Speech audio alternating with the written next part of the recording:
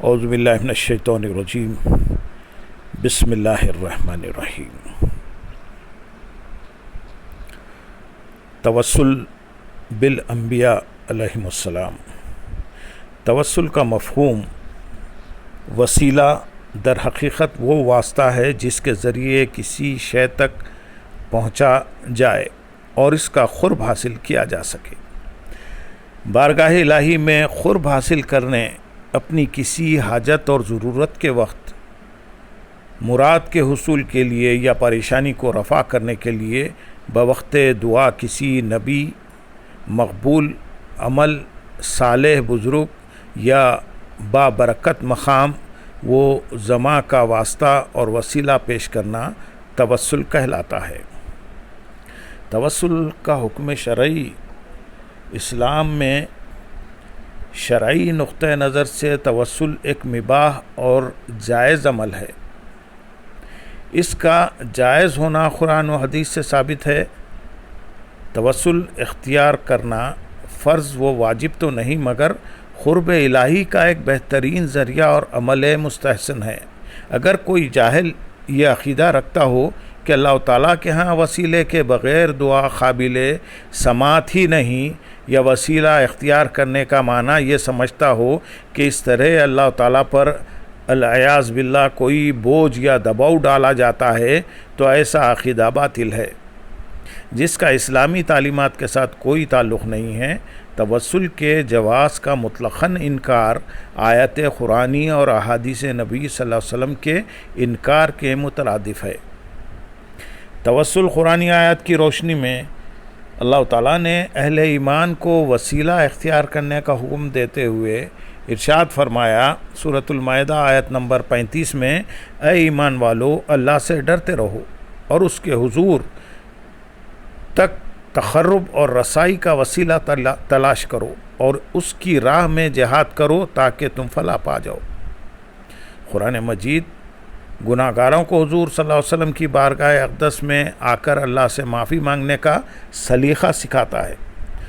سورۃ النساء آیت نمبر 64 میں ارشاد ہے، اور اے حبیب، اگر وہ لوگ جب اپنی جانوں پر ظلم کر بیٹھے تھے آپ کی خدمت میں حاضر ہو جاتے اور اللہ سے معافی مانگتے اور رسول اللہ صلی اللہ علیہ وسلم بھی ان کے لیے مغفرت طلب کرتے، تو وہ اس وسیلے اور شفاعت کی بنا پر ضرور اللہ کو توبہ قبول فرمانے والا اور نہایت مہربان پاتے۔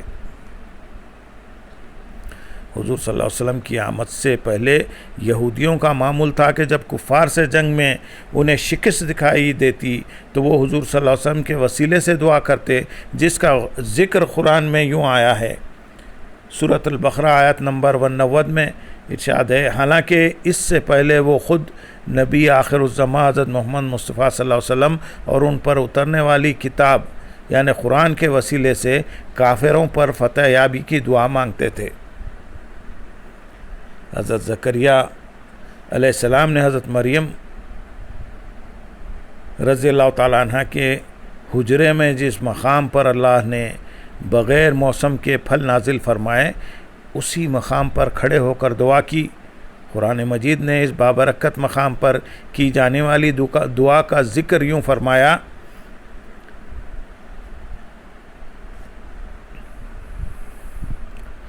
اسی جگہ زکریا علیہ السلام نے اپنے رب سے دعا کی، عرض کیا، میرے مولا، مجھے اپنی جناب سے پاکیزہ اولاد عطا فرما، بے شک تو ہی دعا کا سننے والا ہے۔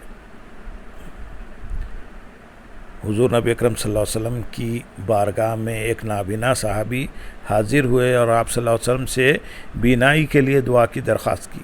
آپ صلی اللہ علیہ وسلم نے فرمایا، گھر جاؤ، اچھی طرح وضو کرو اور 2 رکعت نفل ادا کر کے اللہ تعالیٰ کی بارگاہ میں ان الفاظ سے دعا کرو۔ اس حدیث کو امام ترمذی نے بیان کیا ہے، ان الفاظ میں دعا کرو، اے اللہ، میں تجھ سے سوال کرتا ہوں اور تیری طرف توجہ کرتا ہوں، نبی رحمت سیدنا محمد مصطفیٰ صلی اللہ علیہ وسلم کے وسیلے سے، یا محمد صلی اللہ علیہ وسلم، میں آپ کے وسیلے سے اپنے رب کی بارگاہ میں اپنی حاجت پیش کرتا ہوں تاکہ پوری ہو۔ اے اللہ، میرے حق میں سرکار دو عالم صلی اللہ علیہ وسلم کی شفاعت قبول فرما۔ حضرت انس بن مالک رضی اللہ تعالیٰ عنہ سے روایت ہے کہ جب قحط پڑ جاتا تو حضرت عمر بن خطاب رضی اللہ تعالیٰ عنہ اور حضرت عباس بن عبد المطلب رضی اللہ تعالیٰ عنہ کے وسیلے سے بارش کی دعا کرتے.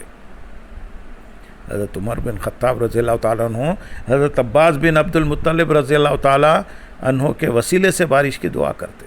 اس حدیث کو امام بخاری نے روایت کیا ہے. اے اللہ، ہم تیری بارگاہ میں اپنے نبی مکرم صلی اللہ علیہ وسلم کا وسیلہ پکڑا کرتے تھے جس کے صدقے تو ہم پر بارش برسا دیتا تھا، اور اب ہم تیری بارگاہ میں اپنے نبی مکرم صلی اللہ علیہ وسلم کے معزز چچا جان کو وسیلہ بناتے ہیں کہ ہم پر بارش برسا. فرمایا تو ان پر بارش برسا دی جاتی. وہ یہ دعا کرتے تو ان پر بارش برسا دی جاتی. اس حدیث کو امام ترمذی نے روایت کیا ہے. امام ترمذی شریف میں کمزور لوگوں کو اللہ رب العزت کی رحمت کے حصول کا ذریعہ اور وسیلہ قرار دیتے ہوئے ارشاد فرمایا، مجھے اپنے کمزور لوگوں میں تلاش کرو.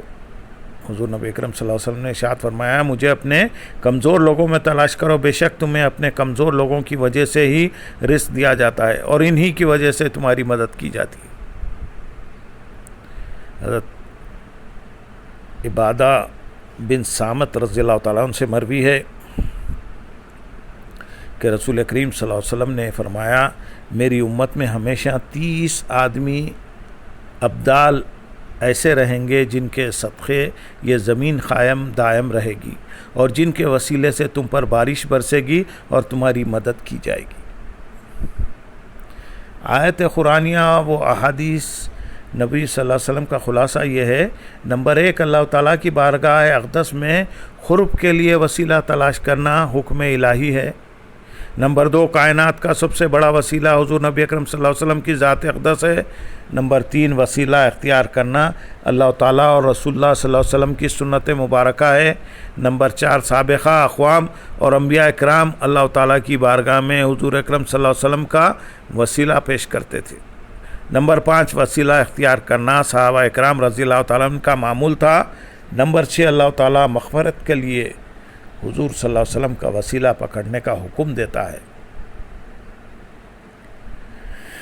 نمبر 7، نماز، روزہ، عبادات اور دیگر اشیاء بھی وسیلہ ہیں. نمبر 8، حضور اکرم صلی اللہ علیہ وسلم کے اہل خانہ کو وسیلہ بنانا جمیع صحابہ اکرام رضی اللہ تعالیٰ عنہ کا بھی معمول تھا.